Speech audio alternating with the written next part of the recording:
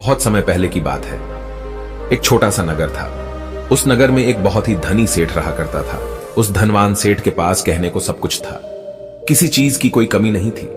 उस धनवान सेठ ने अपने जीवन में बहुत बड़े बड़े मुकाम हासिल किए थे। उसने अपने जीवन में कई सफलताएं प्राप्त की थी।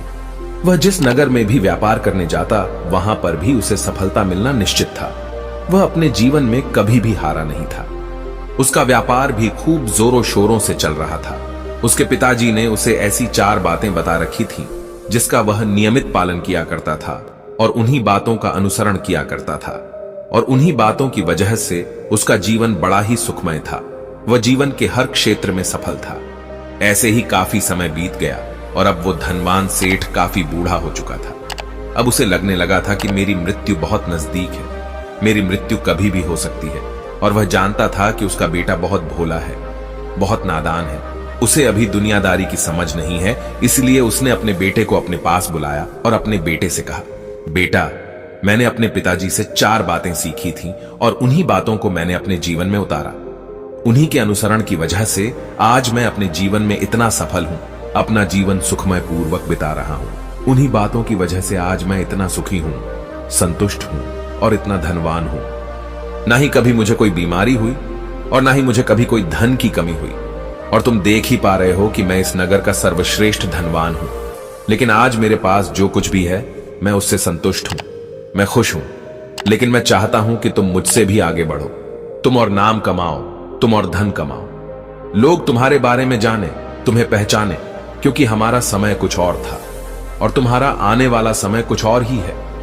उस धनवान सेठ ने अपने बेटे को अपने और करीब बुलाया और उससे कहने लगा, बेटा, आज मैं तुमको दुनिया की ऐसी 4 महत्वपूर्ण बातें बताने जा रहा हूं जो मुझे मेरे पिताजी ने बताई थी और इसी के कारण आज मैं इतना सफल हूं। यदि तुमने इन सभी बातों को अपने जीवन में उतार लिया, इनका नियमित तौर पर पालन किया, इनका अनुसरण किया, तो तुम भी अपने जीवन में बहुत धनवान बन जाओगे, अपने जीवन को बहुत सुखमय तौर पर बिताओगे। इन बातों के अनुसरण से न तो तुम्हारे घर परिवार में कोई दुख आएगा और न ही तुम्हारे व्यापार में कभी कोई परेशानी उत्पन्न होगी। इतना कहकर धनवान सेठ अपने बेटे को 4 बातें बताना शुरू करता है। वह कहता है, बेटा, सबसे पहली बात है काम पर छांव में जाना और छांव में आना। दूसरी बात, अपने घर के चारों तरफ चमड़े की बाड़ रखना। तीसरी बात, हमेशा खाने को मीठा करके खाना। और चौथी बात, अपनी पत्नी को हमेशा बांध कर रखना। इतना कहकर वह धनवान सेठ अब निश्चिंत हो चुका था। वह यह जानता था कि उसका बेटा बहुत भोला है। वह अपने पिता की बात अवश्य मानेगा और इन सभी 4 बातों को अपने जीवन में उतारेगा और इनका अनुसरण भी करेगा। देखते देखते कुछ महीने बीत गए और फिर एक दिन धनवान सेठ मृत्यु को प्राप्त हो गया। अपने पिता की मृत्यु के बाद उस धनवान सेठ के बेटे ने उन सभी 4 बातों को एक कागज पर लिख लिया ताकि वह उन्हें भूल न जाए और उन्हीं बातों को वह अपने जीवन में उतारने लगा। उन 4 बातों का अनुसरण करने लगा।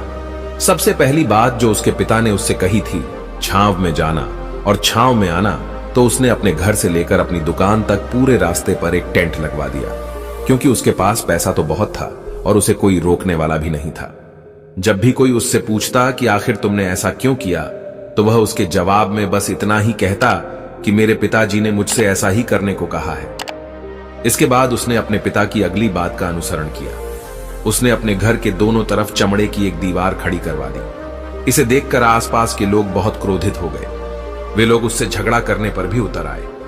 कई लोगों ने तो यह तक कह डाला कि आखिर तुमने ऐसा क्यों किया, चमड़े की बाड़ तुमने क्यों खड़ी करवा दी, चमड़े से बहुत बदबू आती है और इससे हमें तकलीफ होती है, इसे आज ही निकलवा दो। लेकिन कोई उसका कुछ भी ना बिगाड़ सका, क्योंकि उसके पास बहुत पैसा था। इसलिए कोई भी व्यक्ति उसका ज्यादा समय तक विरोध न कर सका और उसने भी मन बना लिया था कि वह अपने पिता की सभी बातों को पूरे दिल से मानेगा।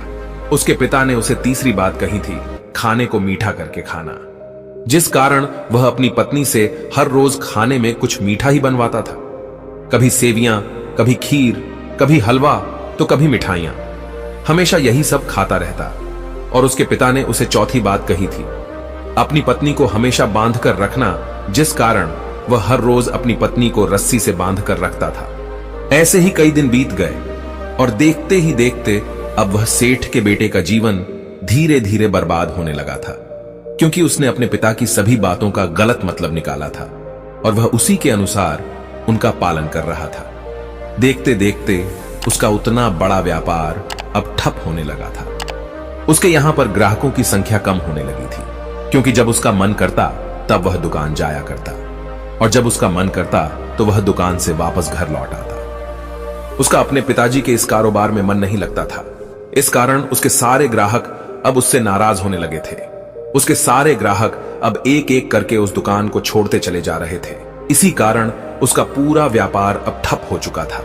जिस व्यापार को खड़ा करने में उसके पिताजी ने खून पसीना एक कर दिया था, उस व्यापार को उसने कुछ ही महीनों में पूरी तरह से बर्बाद कर दिया था। अब उसका धंधा बहुत कम हो चुका था, जिस कारण वह बहुत परेशान रहता था। वह बहुत चिंतित रहता था और इसके साथ ही उसने अपने घर के चारों तरफ चमड़े की दीवार खड़ी करवाई थी। उस कारण आसपास पर बहुत गंदी बदबू फैल चुकी थी। इसलिए जो भी उसके आसपास रहते थे उन सभी ने वह घर छोड़कर कहीं और पर अपना बसेरा बसा लिया। चमड़े की बदबू के कारण अब उसके घर में भी कोई नहीं आता था। यहां तक कि उसके मित्र और रिश्तेदार भी उस घर में आने से कतराते थे। लेकिन अब भी उसे समझ नहीं आ रहा था कि आखिर यह सब हो क्यों रहा है।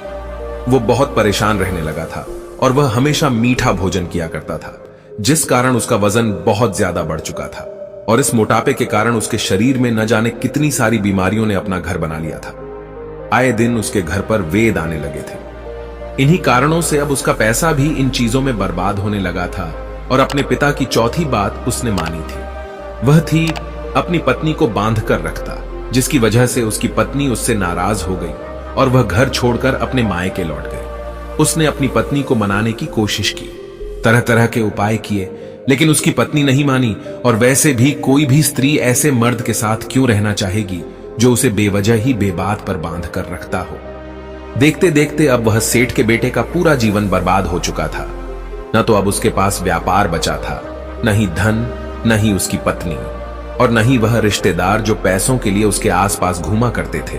और तो और अब उसका स्वास्थ्य भी ठीक नहीं रहता था, जिस कारण वह बहुत चिंतित रहने लगा था, बहुत परेशान रहने लगा था। उसे यह सब समझ ही नहीं आ रहा था क्या हो रहा है और क्यों हो रहा है। इन सभी बातों को लेकर तो बहुत परेशान रहता और वह मन ही मन अपने पिताजी को कोसा करता, कहता, पिताजी आपने तो मेरा पूरा जीवन बर्बाद कर दिया। आपकी उन 4 बातों के कारण आज मुझसे मेरा सब कुछ छिन चुका है। न तो मेरे पास व्यापार रहा, न ही धन दौलत, न ही वह रिश्तेदार, न ही मेरी पत्नी, और यहां तक कि मेरे स्वास्थ्य ने भी मेरा साथ छोड़ दिया है। आप ही के कारण आज मेरा पूरा जीवन बर्बाद हो चुका है। यदि मैंने आपकी वह 4 बातें न मानी होती, यदि मैंने उन्हें अपने जीवन में न उतारा होता, तो आज मैं एक सुखमय जीवन जी रहा होता। आपकी इन 4 बातों पर चलकर मुझे क्या मिला? मैंने एक आज्ञाकारी बेटे की तरह आपकी सारी बातें भली भांति मानी, उन पर यकीन किया, उनका अनुसरण किया। लेकिन मैं ही मूर्ख था जो मैंने आपकी उन बातों पर आंख बंद करके यकीन कर लिया। इतना कहकर वह फूट फूट कर रोने लगा। तभी उसे एक दिन पता चला कि उसके पास के नगर में एक साधु आए हुए हैं और वह साधु सभी की समस्याओं का हल बताते हैं। चाहे कैसी भी समस्या हो, वह उसका निवारण अवश्य करते हैं। यह सुनकर उसने सोचा कि चलो एक बार मिलकर देखता हूं, हो सकता है कि मेरी भी समस्या का समाधान मुझे मिल जाए। इस आशा के साथ वह उन साधु के पास पहुंचा। वहां पहुंचकर सीधा उनके चरणों में जा गिरा और जोर जोर से रोने लगा। वह कहने लगा, हे गुरुवर, अब आप ही मुझे बचा सकते हैं। मेरे पिताजी ने तो मेरा पूरा जीवन बर्बाद करके रख दिया। आज मेरी जो भी स्थिति है वह सब मेरे पिताजी के कारण ही है। मेरे पिताजी ने मुझे जैसा कहा मैंने वैसा ही किया। हमेशा एक अच्छे बेटे की तरह उनकी सारी बातें मानी, अपने सारे फर्ज निभाए, और देखिए मेरे पिताजी ने मेरे साथ क्या किया। मरते मरते भी वह मुझे गलत बात सिखा गए और उसका खामियाजा मुझे आज भुगतना पड़ रहा है, क्योंकि मैंने उनकी सभी बातों को अपने जीवन में उतारा, उनका अनुसरण किया, और देखिए आज मेरे साथ क्या हो गया। मेरा तो पूरा जीवन ही बर्बाद हो गया। मैं अब तक यह नहीं समझ पाया कि मेरे पिताजी ने मेरे साथ ऐसा क्यों किया। क्या मैंने उनके साथ कुछ गलत किया था? इतना कहकर वह उन साधु के सामने और भी जोर जोर से रोने लगा। तभी वह साधु महाराज उस सेठ के बेटे से कहते हैं, बेटा चुप हो जाओ, पहले मुझे अपनी सारी बात तो बताओ। आखिर तुम्हारे साथ क्या हुआ है? तुम इस तरह से क्यों रो रहे हो? तुम्हारी इस परेशानी का क्या कारण है? उन साधु के इतना कहने पर उस सेठ के बेटे ने पर्ची उन साधु के हाथ में रख दी जो उसने अपने पिता की मृत्यु के बाद लिख रखी थी, जिसमें उसने अपने पिता की चारों बातें लिखी थी। उन साधु ने पर्ची ली और उसे पढ़ने लगे, और उन्होंने जैसे ही वह पढ़ा वह जोर जोर से हंसने लगे, और वह उस सेठ के बेटे से कहते हैं, तुम कितने बड़े मूर्ख हो। तुम्हारे पिता ने तो तुम्हें दुनिया का सारा ज्ञान दे दिया, लेकिन तुम उसे समझ नहीं पाए। तुम उसका सही तरह से पालन नहीं कर पाए और कहते हो कि तुम्हारे पिता ने तुम्हें गलत राह दिखाई है, तुमने गलत संदेश दिया है। तुम्हारे पिताजी तो तुम्हारी परीक्षा ले रहे थे कि तुम उनकी बातों को समझ पाते हो या नहीं, तुम उनकी बातों का सही मतलब निकाल पाते हो या नहीं। यदि वह चाहते तो इसका मतलब तुम्हें अच्छी तरह से बता सकते थे, लेकिन वह चाहते थे कि तुम इन बातों का मतलब खुद से जानो, खुद से समझो कि इन बातों का क्या अर्थ है। लेकिन अब तो ऐसा प्रतीत होता है कि मानो तुम्हारी बुद्धि बिल्कुल भ्रष्ट हो चुकी है। तुमसे बड़ा मूर्ख मैंने आज तक नहीं देखा। जिसके पास दुनिया का इतना बड़ा ज्ञान हो, वह भला इतनी बड़ी मूर्खता कैसे कर सकता है। तुम्हारे पास कोई ज्ञान नहीं है, तुमने कोई भी ज्ञान अर्जित ही नहीं किया। अगर तुम इन बातों का सही मतलब समझ चुके होते तो तुम भी अपने जीवन में अपने पिता की तरह ही सफल होते, खुश होते, और तुम्हारा जीवन सुखमय तरह से बीत रहा होता। लेकिन तुम इतने बड़े मूर्ख हो कि तुमने अपने पिता की बातों का गलत मतलब निकाल लिया। उन बातों के मतलब के बारे में तुमने सोचा तक नहीं। उन्होंने जैसा कहा तुमने वैसा करना शुरू कर दिया। यदि तुम्हें उन बातों का अर्थ नहीं पता चल रहा था तो तुम किसी ज्ञानी से मिल सकते थे, तुम उससे उस बात का मतलब निकाल लेते। लेकिन जैसा तुमने अपने पिता की इन बातों को समझा है, इसका मतलब वैसा नहीं है। इस पर वह धनवान सेठ का बेटा कहता है, हे गुरुवर, आप क्या कहना चाहते हैं? क्या मैं अपने पिता की बातों को सही नहीं समझ रहा? और वैसे भी इसमें समझने लायक है क्या? उन्होंने तो सब कुछ साफ साफ ही बताया था और मैंने उन्हें अपने जीवन में उसी तरह से उतार लिया। तो फिर मैंने गलत क्या किया है? इस पर गुरुवर एक बार फिर मुस्कुराने लगे और उस सेठ के बेटे से कहते हैं, बेटा, ये जो बातें लिखी गई हैं, इन बातों के पीछे एक गहरा अर्थ है जिसे तुम समझ नहीं पाए। इसी कारणवश तुमने यह मूर्खता कर दी और इसी कारणवश तुमने अपना पूरा जीवन बर्बाद कर लिया। लेकिन अब भी कुछ नहीं बिगड़ा, अब भी तुम्हारे पास बहुत समय है। यदि तुम चाहो तो अब से मेहनत करके भी तुम अपने जीवन में एक बार फिर से वह खुशहाली व समृद्धि सब कुछ हासिल कर सकते हो। इस पर वह सेठ का बेटा कहता है, ठीक है, कृपया करके मुझे उन चारों बातों का मतलब समझाइए। आखिर उन चार बातों का क्या अर्थ है? इस पर साधु सेठ के बेटे को कहते हैं, तुम्हारे पिताजी ने तुमसे कहा था काम पर छांव में जाना और छांव में आना। इसका मतलब यह है सूर्य निकलने से पहले ही तुम दुकान पर पहुंच जाना और सूर्यास्त होने के बाद ही तुम वापस घर आना, जिससे तुम्हें दुकान पर अधिक से अधिक समय मिल पाएगा। तुम उस काम को अच्छी तरह समझ पाओगे, उस काम को अच्छी तरह से कर पाओगे, उस काम को बढ़ाने में तुम अपना दिमाग लगा पाओगे और तुम अपने काम में तरक्की कर पाओगे। लेकिन तुमने तो इसका गलत ही मतलब निकाल लिया। तुमने तो अपने घर से लेकर दुकान तक एक ऐसा टेंट लगवा दिया जिससे तुम छांव में आ सको और छांव में जा सको। अब तुम ही बताओ, क्या तुमने अपने पिताजी की इन बातों का सही मतलब समझा था? यह सुनकर वह सेठ का बेटा जोर जोर से रोने लगा और कहने लगा, हे गुरुवर, मेरी ही गलती थी। मैंने अपने पिता की इन बातों का गलत मतलब निकाला और इसी कारणवश आज मैं पूरी तरह से बर्बाद हो चुका हूं। मैं ही सबसे बड़ा मूर्ख था। मेरे पिताजी ने तो मुझे इतना महत्वपूर्ण ज्ञान दिया था, लेकिन मैं उस हीरे को पत्थर समझ बैठा। आगे वह सेठ का बेटा उन गुरुवर से कहता है कि गुरुवर, दूसरी बात क्या है, उसका अर्थ क्या है? आगे गुरुवर दूसरी बात का अर्थ समझाते हुए कहते हैं, चमड़े की बाड़ करवाना। इसका अर्थ यह है कि तुम अपने घर में कुत्ता या बिल्ली पालना।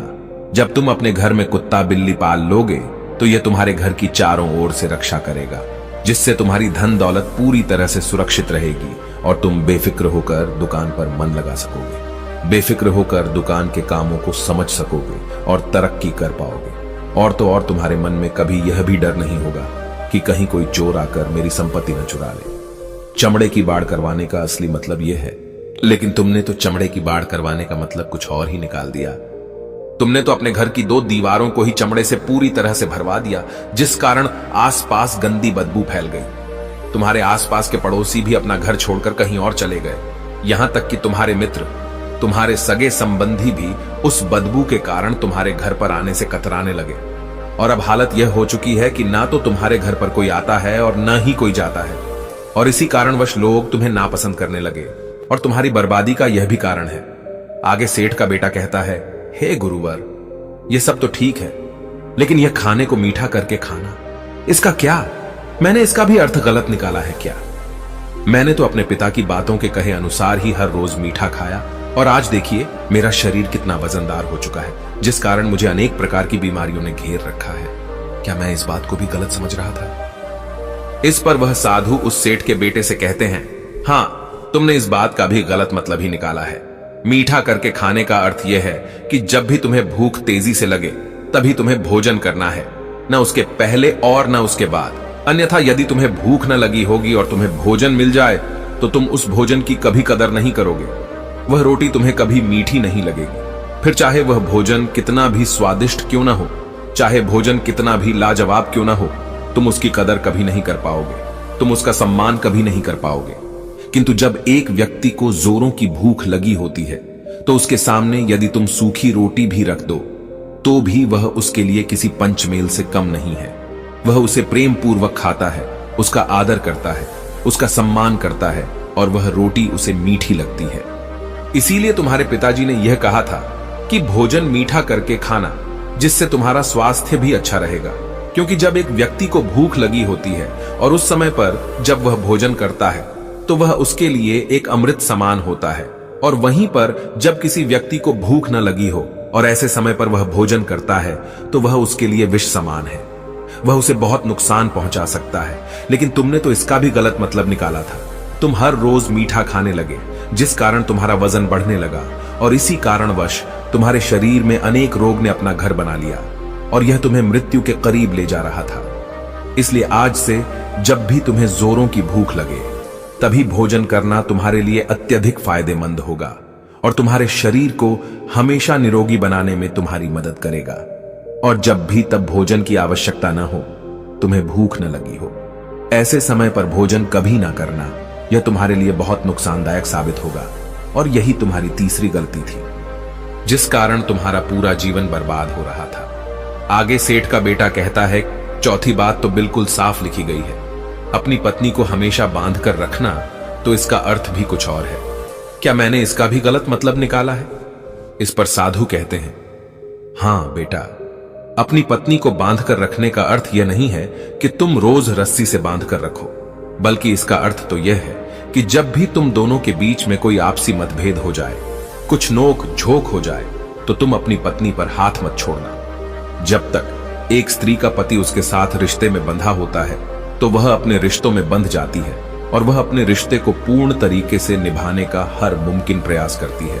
और ऐसे समय पर यदि तुम्हारे बीच कुछ नोक झोंक हो जाए, कुछ गलतियां हो जाए, और ऐसे समय पर तुम उस स्त्री का हाथ नहीं छोड़ते, तो वह तुम्हें छोड़कर कभी नहीं जाएगी। लेकिन इसका अर्थ यह भी नहीं है कि तुम अपनी पत्नी पर अत्याचार करो, बल्कि तुम्हारे पिताजी यहां पर कहना चाहते थे कि जो भी कोई व्यक्ति तुम्हारे साथ किसी रिश्ते में जुड़ा हुआ है, उसे अपने रिश्ते में इस तरीके से बांध लो कि वह तुम्हारे साथ झगड़े और नोक झोंक के बाद भी नुकसान न पहुंचा सके, वह तुम्हारे साथ कुछ गलत न कर सके और तुम्हारा फायदा न उठा सके।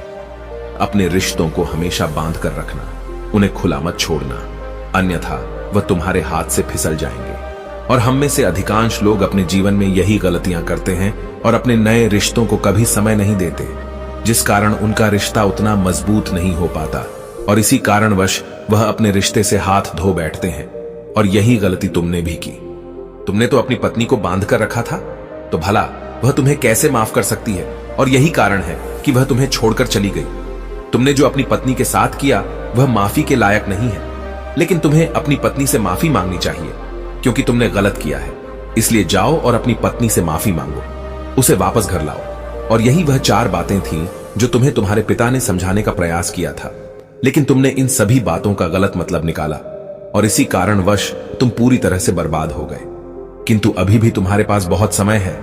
यदि तुम इन सभी बातों का सही से अनुसरण करते हो तो तुम अपने जीवन में एक बार फिर से वह सब कुछ हासिल कर सकते हो जो तुमने खोया है। ये सारी बातें हमारे जीवन की पूरी परेशानियों का समाधान है। तुम किसी भी तरह से इनको देख सकते हो। यदि तुम कामयाब होना चाहते हो तो तुम्हें मेहनत करनी ही होगी।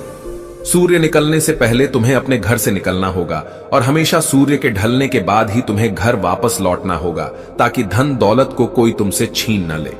तुम्हें अपने रिश्तों को कुछ इस तरीके से बांधना होगा ताकि वह रिश्ते तुम्हें परेशान न करें, तुम्हें तकलीफ न पहुंचाएं, तुम्हारा फायदा न उठाएं, और हमेशा एक अच्छा और स्वस्थ भोजन करना जब तुम्हें भूख लगी हो, ताकि तुम्हें जो भी सांसें मिली हैं तुम उसे खुशी खुशी जी सको, और अपने रिश्तों को हमेशा बांध कर रखना, उन्हें खुला मत छोड़ना, अन्यथा वह तुम्हारे हाथ से फिसल जाएंगे। और अपने घर में अवश्य ही कुत्ते या बिल्ली को जरूर पालना, ताकि तुम्हारा धन हमेशा सुरक्षित रहे। इन सभी बातों का अपने जीवन में अनुसरण करने के बाद तुम अपने जीवन में सब कुछ एक बार फिर पा सकते हो जो तुमने आज तक खोया है, और हो सकता है कि तुम इससे भी अधिक उन्नति कर पाओ, इससे भी अधिक समृद्धि पा सके, अपने जीवन को खुशहाल और सुखमय बना सके। इतना कहकर साधु शांत हो गए, और सेठ का बेटा भी अपनी सभी गलतियों को समझ चुका था। उसने उन गुरु को प्रणाम किया और वापस अपने घर लौट गया। उसने उन सभी चारों बातों को अपने जीवन में उतारा, उनका सही सही अनुसरण किया। उसके बाद से उसके जीवन में सकारात्मक प्रभाव दिखने लगे। वह एक बार फिर से अपने व्यापार को खड़ा करने में सफल रहा। वह एक बार फिर से अपनी पत्नी को घर लाने में सफल रहा, और देखते ही देखते उसका जीवन सुखमय और आनंदमय हो गया था।